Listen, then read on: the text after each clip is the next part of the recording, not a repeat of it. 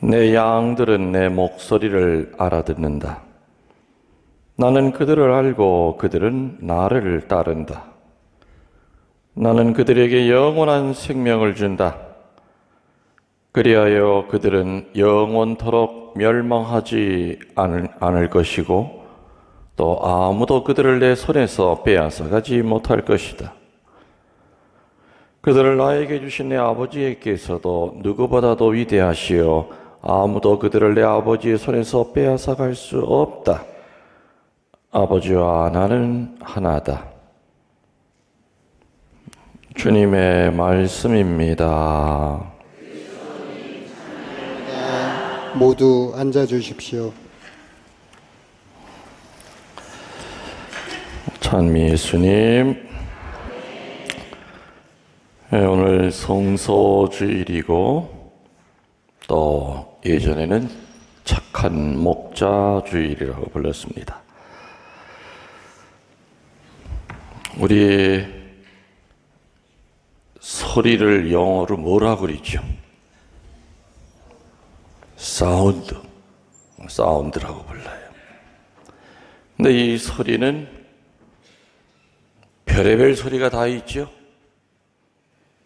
몇 가지로 구분을 하면은 자연적인 소리, natural sound, 자연적인 소리.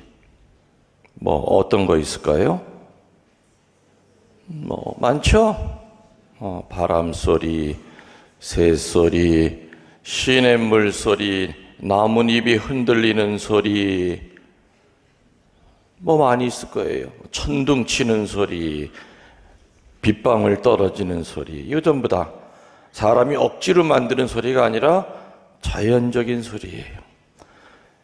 이러한 자연적인 소리를 들으면 우리들 마음이 어때요? 기분이 나빠져요? 아니면 기분이 좋아지고 편안해져요? 좋아지고 편안해져요.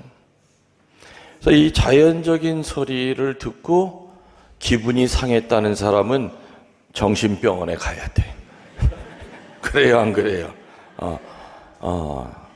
나는 나뭇잎 흔들리는 것만 들으면 흥분이 돼. 이런 사람은 빨리 정신병원에 가야 돼.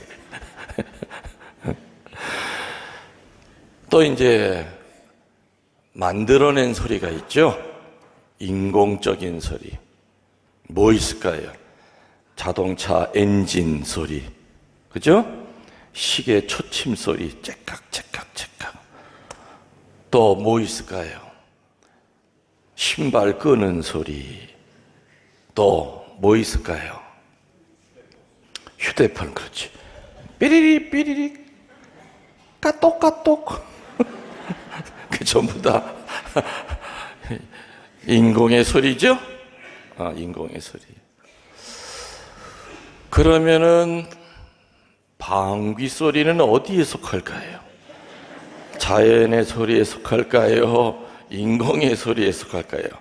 자연의 소리는 마음의 평화를 준다고 그랬고요. 인공의 소리는 한참 들으면 피곤해져요. 맞죠?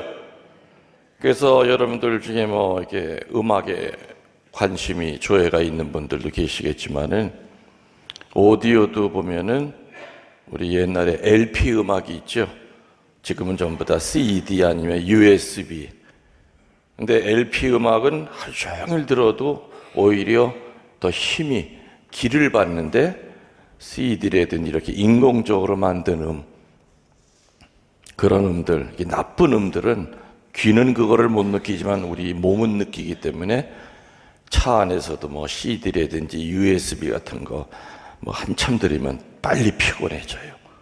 그래서 이런 인공적인 소리, 다시 말하면 소음 속에 오래 있다 보면은 마음이 불편해지고 어두워지지요.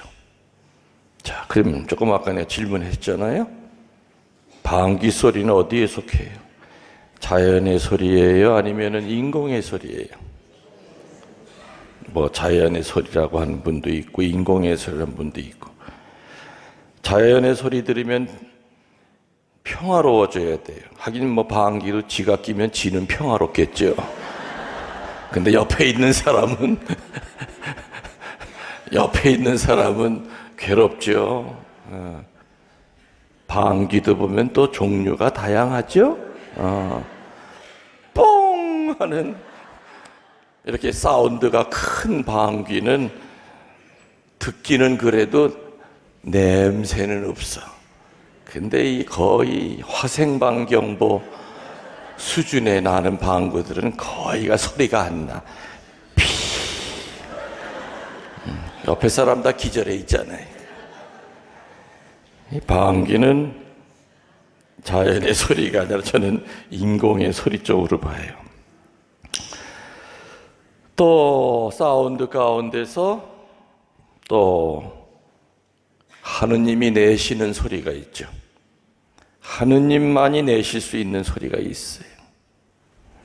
하느님의 소리를 우리들이 들으려면은 뭘 맞춰야 돼.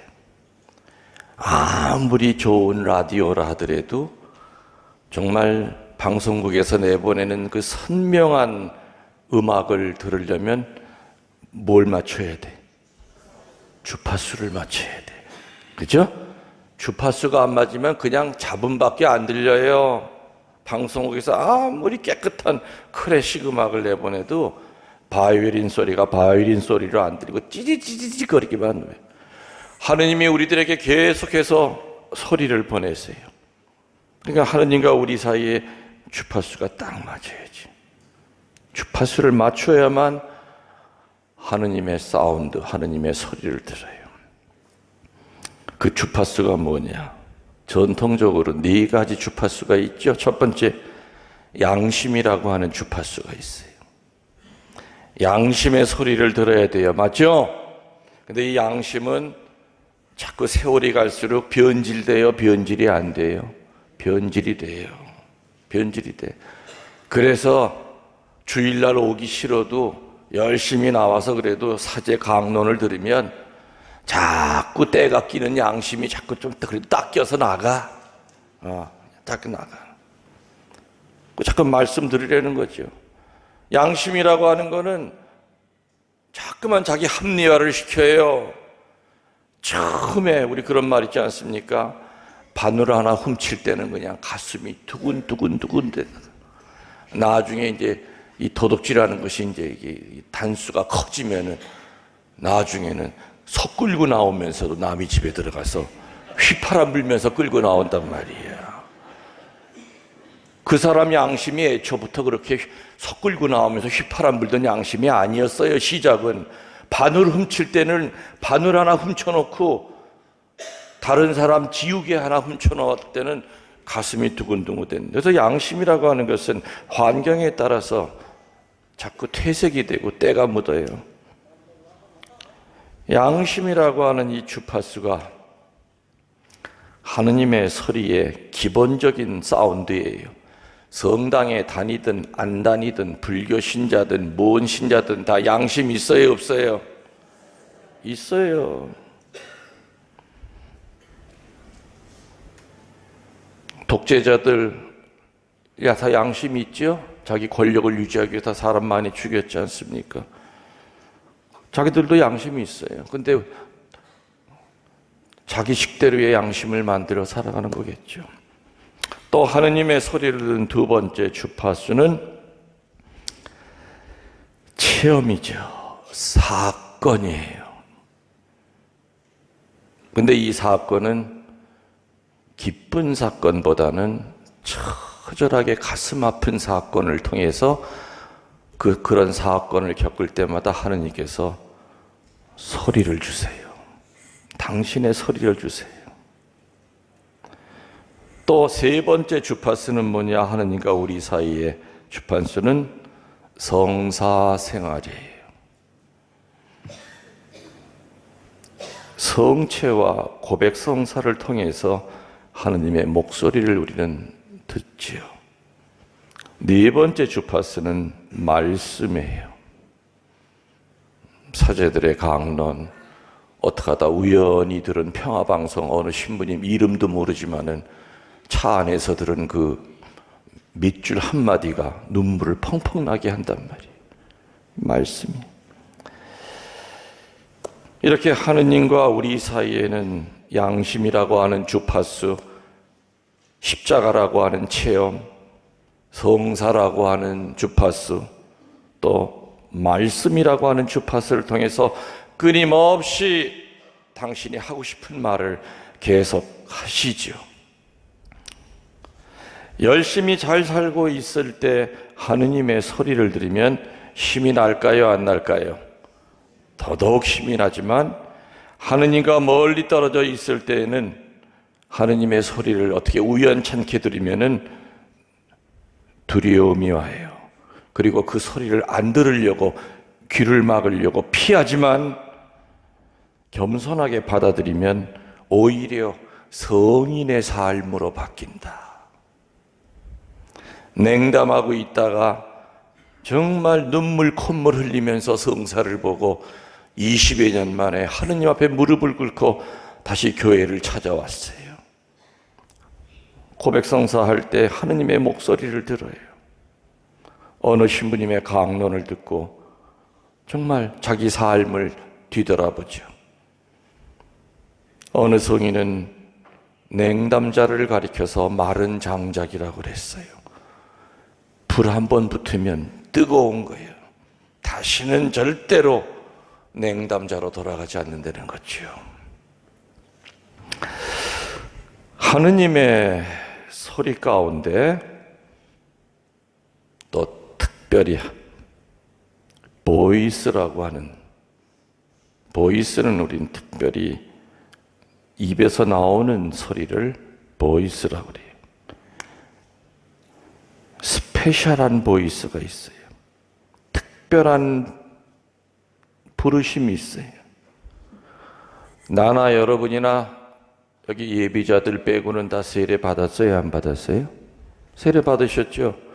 세례를 받으신 것 자체가 하느님의 특별한 소리를 듣고 부르심을 받은 것이죠. 그래서 세례 받을 때 그리스도의 사제직, 예언직, 왕직이라고 하는 어마어마한 지위에 우리들을 들어 올려 주신 거죠. 이렇게 스페셜한 보이스를 듣고 세례받은 사람 가운데서 또 누구를 또 뽑아요. 뭐 스페셜 보이스, 아주 특별한 부르심이 또 있어요. 그게 누구냐? 사제들, 수도자들이에요. 사제 수도자들 사제 서품 때 여러분들 신부님들 수많은 신부님들이 쫙 제대를 에워싸면은 참 보기 좋죠? 똑같은 영대를 걸치고 똑같은 제의를 입었다 하더라도 그 신부님들이 하느님의 목소리를 듣고 특별 성소를 받는 동기들은 똑같은 분들이 거의 없어요. 물론 어릴 때부터 여기 있는 복사들처럼 신부님 옆에서 복사를 쓰다가 나도 신부님 되고 싶어 이렇게 해서 신학교 들어간 사람도 있죠. 근데 전혀 복사랑은 아무 관계가 없어요. 다 달라요. 우리나라 첫 번째 주교님이 누군지 아세요? 힌트, 노시요, 노시. 첫 번째 주교님, 노기남 대주교님. 노기남 대주교님이 우리나라 첫 번째 주교님이에요. 그 주교님은 신학교 들어가게 된 동기가 뭐냐? 계란찜이야. 뭐라고요? 아버지가 공서회장님이에요. 그 미국 신부님이 1년에 2번 공서에 오시면은 공서신자들 판공성사 주시느라고 며칠 동안을 머물러요. 그럼 누구네 집에 머물겠습니까? 당연히 공서회장 집에 머물죠. 그러면 그 수발을 누가 들어드리겠어요? 회장 부인, 엄마가 들어드리는 거예요. 근데 아침마다 이 노기남 소년이 엄마가 신부님한테 들고 들어가는 밥상을 보면 밥상 위에 뭐가 있어? 노란 계란찜이 있는 거야. 새우젓 국물에다가 나중에 깨까지 살살 뿌려가지고 숟가락으로 뜨면 찰랑찰랑거리는 그런 노란 계란찜이. 그래서 이 노기남 소녀는 나도 신부 되자. 신부만 되면 저렇게 매일같이 계란찜을 먹을 수 있구나. 그래서 신학교 들어가가지고 대주교까지 됐단 말이에요. 전능하신 하느님은 계란찜 하나 가지고도 대주교를 만드시는 분이요. 맞아요, 틀려요? 그러니까 여러분들 손주들한테 계란찜 많이 해먹이란 말이에요. 그 계란찜 가지고 성소를 받았어요, 노기남 대주교님. 또 우리 8대 여기 번당 신부님, 미국 신부님 여기서 끝나고 인천교구 주교님으로 가셨죠? 나 주교님, 나 굴리엘모 주교님. 그 양반은 미국에서 그 부모님이 재벌이에요. 어마어마한 재벌이에요. 그래서 명문대학을 들어갔어요. 가만히 있어도 아버지 그 가업을 그대로 이어받아야 되는데 어느 날 책 한 권 때문에 인생이 바뀌었어. 그 책이 뭐냐? 그 유명한 The Key of Kingdom, 천국의 열쇠라고 하는 책. 수많은 사람들에게 성서를 줬던 그 유명한 책. 저도 한 7번은 반복해서 읽었던 것 같아요. 천국의 열쇠라고 하는 A.J. 크로닌 박사가 지었던 그 책은 뭐냐? 사제가 치섬 신부라고 하는 사제가 중국으로 선교 가서 그 수많은 환난 속에서 하느님을 전하는 이야기예요. 그 이야기를 보고 이 청년 나 굴리엘모는 나도 신부가 되자 하여 메리놀 신학교에 문을 두들겨서 한국 땅에 와서 서운동 성당 8대 주임 신부로 계시다가 인천 교구장으로 계시다가 은퇴하셨죠? 올해 나이가 95이실 거예요. 왜 그렇게 내가 정확히 아냐? 그분 호랭이띠예요. 우리 아버지랑 동갑이기 때문에 내가 알아요. 우리 아버지도 살아 계셨으면 지금 95이실 거예요. 호랑이띠. 책 한 권 가지고 하느님은 특별한 소리를 내서 사제로 부르신단 말이에요. 또 여기 지금 부활초 있죠. 이 부활초 때문에 또 신부된 사람을 내가 또 알아. 저기 저 경상도 쪽에 있는 교구, 동창 신부인데 복사를 섰대요. 부활 전날 사제가 초 들고 입장하죠. 그리스도의 광명. 그래서 이제 입장하기 전에 제의실에 이렇게 준비된 부활초가 이렇게 있었는데 복사들이 까불다가 그걸 딱 넘어뜨렸어. 그래서 그냥 땅바닥에 떨어지면서 반 동강이 난 거예요. 이거 보통 일 아니죠? 큰일 난 거죠? 수녀님이 따라 들어보니 세상에 부활초가 축성되지 않은 초가 동강이 나 있어. 수녀님이 어쩔 줄 모르고 너 이놈의 자식 하면서 그냥 그러기 전에 이제 신부님이 먼저 들어왔대요. 수녀님보다. 신부님이 제의를 입으려고 들어와 보니까 애들이 이걸 붙이려고 침을 발라가지고 이게 침 바른다고 이게 붙어요. 그러니까 애들은 신부님이 딱 들어오는 순간 얻어 터졌구나. 이거 큰일 났다. 그랬더니 신부님이 이렇게 보더니 아이고 이거 큰일 났네. 이거 누가 그랬니? 그러니까 내 동창 신부님이 제가 그랬습니다. 그래서 그 소녀는 뺨때기 한 대 맞을 각오하고 있었대요. 그랬더니 조심해야지. 제2실에서는 그렇게 뛰면 안 된다. 그래서 신부님도 같이 침을 발라가지고 어떻게 붙여보려고 복사 아이들이랑 같이 쭈그리고 앉아가지고 어떻게 테이프가 없나 하고서는 그러고 있는데 수녀님이 들어왔대요. 이게 어쩐 일이야? 초가 부러졌네. 수녀님은 짐작했죠. 복사놈들이 까불다가 떨어뜨린 걸로 알고 누구야 하고 소리 질렀대. 그때 신부님은 일어나더니 초 부러뜨린 그 소년을 당신의 수단 뒤에다가 숨기더래요. 그러면서 내가 죄에 입다가 어떻게 죄에 걸려서 내가 부러뜨렸어요. 수녀님은 분명히 신부님이 넘어뜨린 게 아니라는 거 알고 있었지만 뭐라고 할 말이 없잖아요. 그날 그 신부님의 수단 뒤에 있던 그 소녀는 성소를 받은 거예요. 그날 신부님은 반토막짜리 초를 들고 그리스도의 광명 천주께 감사. 그날 신자들은 이상하네, 올해는 왜 부활초가 반토막이 없을까? 그러나 그날 그 거룩한 밤에 사제 하나가 만들어졌어. 그 소녀는 그래, 나도 신부님 돼서 우리 신부님처럼 저런 신부님 될 거야. 그 사제는 지금도 빈민 사목을 해요.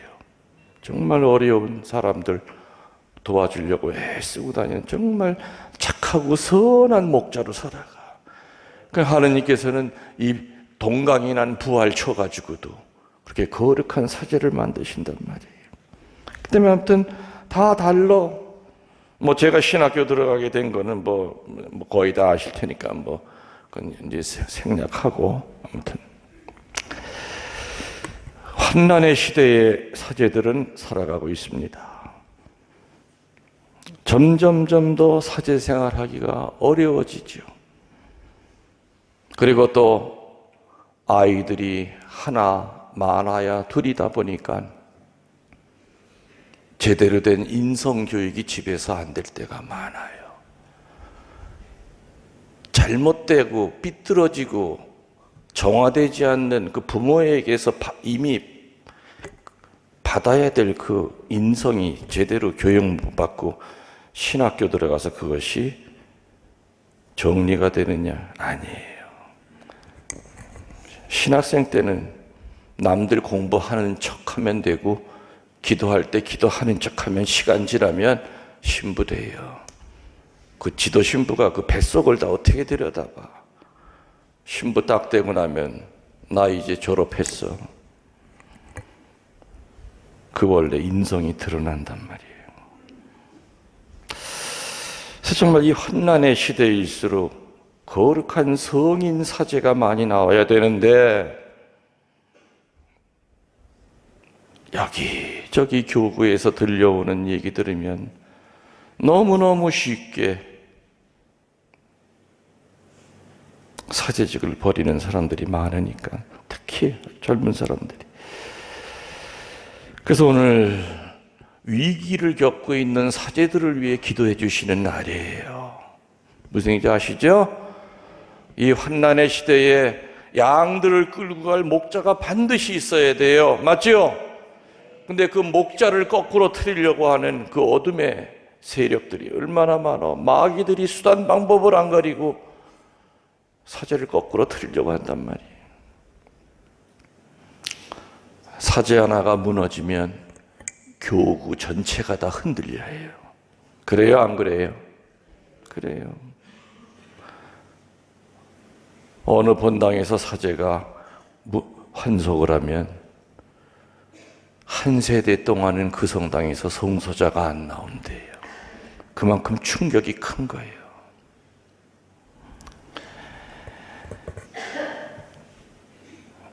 여러분들이 사제들에게서 예수님을 다 보려고 하면은 못 봐요. 그렇죠? 내 피정 나가보고 딴 본당에 가봐요. 그럼 신자들이 그냥 저 엄청 인기 좋거든요. 그럼 내 피정하고 나면 그냥 신자들이 내 뒤에서 옷 잡고 끌어안고 그러면서 아유, 서운동 신자들 얼마나 행복할까. 옛날에 딴 데 있을 때도. 그럼 난 그리지 속으로 너도 와 살아봐라. 예수님이 본당 신부해도 반대쪽에 서는 사람은 항상 서요. 어떤 사제가 오더라도 심성 자체가 꼬여 있는 사람은 예수님이 본당 신부에도 꼬이게 볼 수밖에 없어요. 젊은 신부 시절에는 그런 신자들을 보면 이해가 안 갔어요. 내가 잘못한 것도 없는데 열심히 살려고 애썼는데 왜 저렇게 나를 뒷담화를 칠까? 왜 나를 씹을까? 이게 상처가 되지. 근데 뭐 지금이야 뭐 그래 씹을 테면 씹어라. 씹다 보면 네 이빨만 부러진다.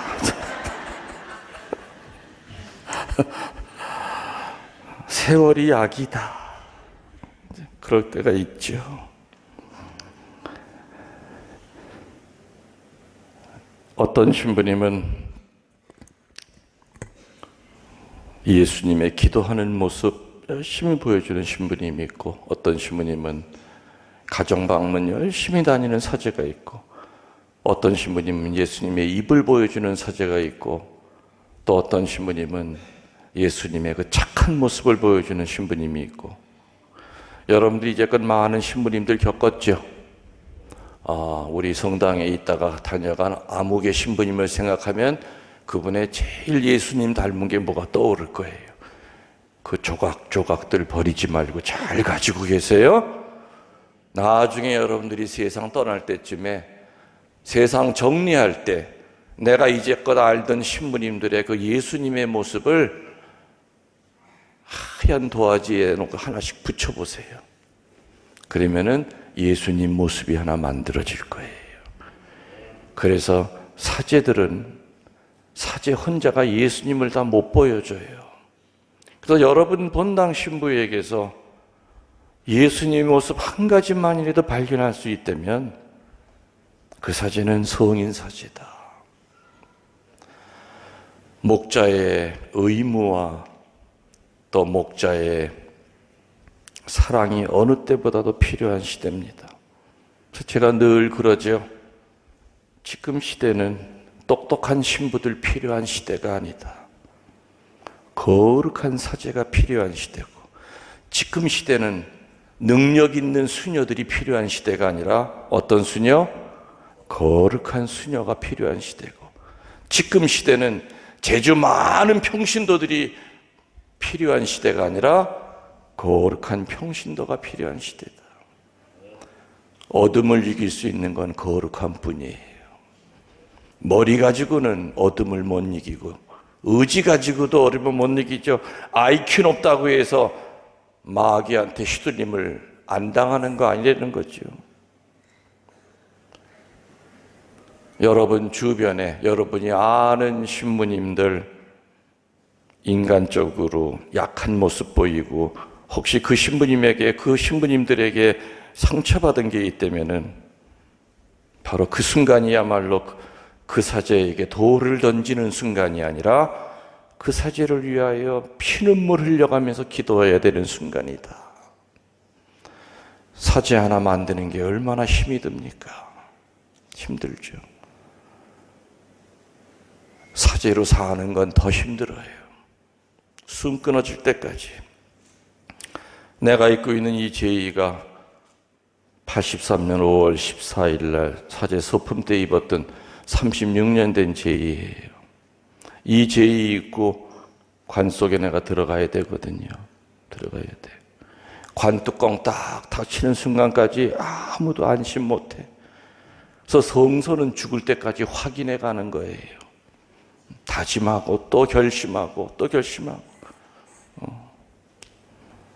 얼마나 이 옷 훌훌 내 던지고 자유롭게 살고 싶은 생각들이 왜 사제들에게 없겠습니까?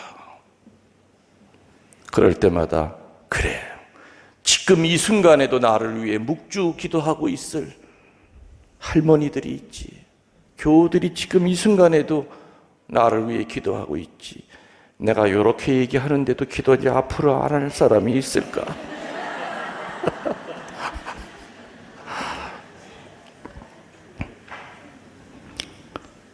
신부님들을 위해 기도하고요, 수도자들을 위해 기도하고. 이제는 수녀원도 텅텅 비었어요. 신학교도 이젠 지원자가 없어. 애들이 없으니까. 그러니까 수녀원도 한국에 한참 저거 할 때는 뭐 수도자들이 많으니까 뭐 동강구, 서강구 이렇게 쪼개서 했는데, 나는 그거 쪼갤 때부터는 절대 반대했어요. 10년 안에 다시 합친다 뭐 그런 얘기 또 들릴 거다. 애들이 없고 수녀원에 갈 사람이 없는데 괜히 저거 왜 저렇게 돈 낭비, 시간 낭비 왜 저거 하냐 이거지. 유럽처럼 돼가요. 유럽의 수녀원에 들어가 보면은 정말 다 80 넘은 할머니 수녀들밖에 없어요. 젊은 수녀들 없어요. 오늘 보좌 신부님은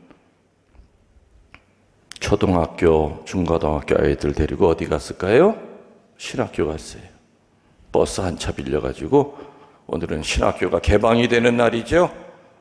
신학생들 방이 전부 다 오픈이 되는 날이야. 그래서 그 아이들 오늘 열심히 꼬시는 날이야. 여기 들어와서 같이 살자. 실제로 신학교 방문해가지고 성서 받는 애들도 있단 말이에요. 그래서 여러분 집에 손주, 손녀가 있다면 세상적으로 큰 사람 만들려고 하지 말고 하느님께 정말 봉헌할 그런 손주, 손녀 집중적으로 기도해서 우리나라에도 아무튼 목자 수, 수도자 수가 줄지 않을 수 있도록 그리고 착한 목자, 선한 목자, 분별 있는 목자, 교회를 사랑하는 목자가 많이 나올 수 있도록 기도합시다. 아멘. 모두 일어나시어 우리들의 신앙을 고백하겠습니다. 전능하신 천주 성부